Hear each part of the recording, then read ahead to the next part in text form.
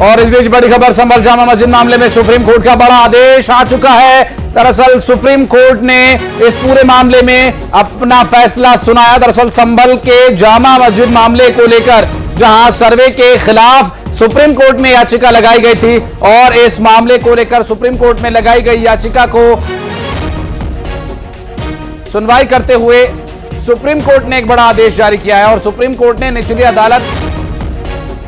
को निर्देश जारी किए इस संबंध में। और सुप्रीम कोर्ट ने निचली अदालत को कहा कि कोई एक्शन न लें, निचली अदालत कोई एक्शन न ले, शांति और व्यवस्था कायम रहनी चाहिए, सुप्रीम कोर्ट का यह कहना है। और संभल जामा मस्जिद मामले में सुप्रीम कोर्ट का एक बड़ा आदेश आया है और अब इसके बाद देखना होगा कि क्या इस पूरे मामले में कार्रवाई की जाती है, क्योंकि जिस तरह से सुप्रीम कोर्ट ने इस पूरे मामले में स्पष्ट कह दिया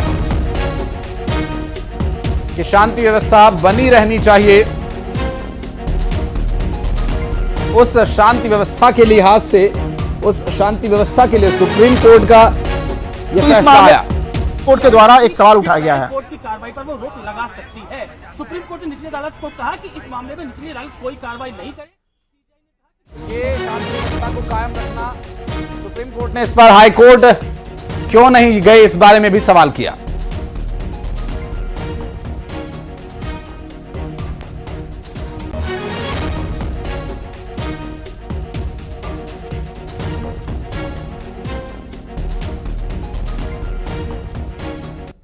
आपको बता दें कि शांति व्यवस्था को बनाए रखना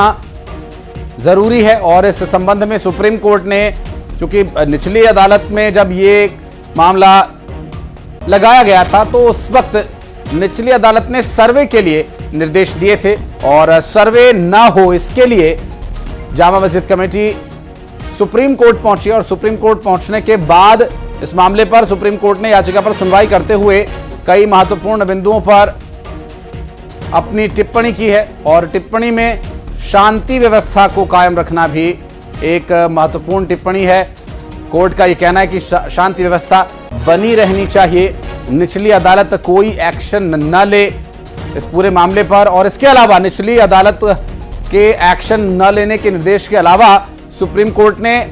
कमेटी से भी यह पूछा है कि आप हाई कोर्ट क्यों नहीं गए, आपको हाई कोर्ट जाना चाहिए था, सीधा सुप्रीम कोर्ट आने का आखिर क्या मतलब है। तो ये जो पूरा विषय है, अभी देखना ये होगा कि आगे की स्थिति क्या होती है। क्या निचली अदालत पर, इस निचली अदालत के आदेश पर रोक लगाई जाएगी। हालांकि रोक जैसी कोई टिप्पणी की बात अभी तक सामने नहीं आई है जिससे सर्वे रोका जा सके और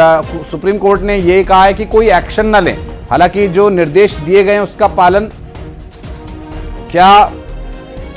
सर्वे टीम कर सकती हैं, सर्वे के लिए क्या कार्रवाई आगे जारी रहेगी। कर्ता से पूछा कि आप हाई कोर्ट क्यों नहीं गए, आप इस मामले पर लोअर कोर्ट के बाद सीधे आप सुप्रीम कोर्ट आ रहे हैं। इस मामले पे कायदे से आपको हाई कोर्ट भी जाना था, तो इस मामले पर सुप्रीम कोर्ट ने कहा कि निचली अदालत की कार्रवाई पर फिलहाल रोक लगा दिया गया है। और इसके साथ ही जो सुप्रीम कोर्ट ने कहा कि 6 जनवरी से होने वाली जो अगले सप्ताह में जो इस मामले की सुनवाई है, उस मामले को सुनवाई अगर किया जाएगा तो एक तरह से कहा जा सकता है कि 6 जनवरी से शुरू होने वाली जो सप्ताह है उस सप्ताह में उस मामले की सुनवाई होगी। तो एक जी, हम इस पर मैरिट पर कुछ नहीं कह रहे हैं और इसके अलावा ये भी कहा है कि आप हाई कोर्ट जाइए, ये जो जामा मस्जिद है तो सुप्रीम कोर्ट के द्वारा की गई टिप्पणी बहुत ही महत्वपूर्ण टिप्पणी की गई है। अंदर में वहां पे हंगामा बरपा और जिस तरह से वो मामला वहां पर एक कहा जा सकता है कि वहां पर एक अलग ही राजनीतिक अंदाज में वो उस मामले को लेकर चर्चाएं शुरू हुई और अभी जिस तरह से अभी संसद का सत्र भी स्टार्ट हो गया है, तो ये मामला जो है वहां का संभल का जो मसला है ये राजनीतिक मुद्दा बन गया। हालांकि इस मामले को अभी कानूनी तौर पर जिस तरह से यहाँ पर याचिका दायर की गई तो याचिकाकर्ता के द्वारा कहा गया कि ये मामला जो है जिस तरह से वहां पर संभल में जिस तरह से अब काफी महत्वपूर्ण हो चुका है, इस बात को लेकर इस मामले पर सुनवाई करनी थी और जिस तरह से जो पुराने सर्वे हैं जो जी कर रहे थे और उनको भी नमाज अदा करने के लिए रोका गया, उनसे कहा गया कि सर्वे। तो सुप्रीम कोर्ट ने साफ कहा है कि हाई कोर्ट आप क्यों नहीं गए, कमेटी से पूछा है। और हालांकि संभल जामा मस्जिद मामले में सुप्रीम कोर्ट ने आदेश दे दिया कि निचली अदालत कोई एक्शन ना ले। हालांकि जो अब तक कार्रवाई या जो निर्देश दिए जा चुके हैं उस पर क्या कार्रवाई होगी, ये एक अहम सवाल बना रहेगा।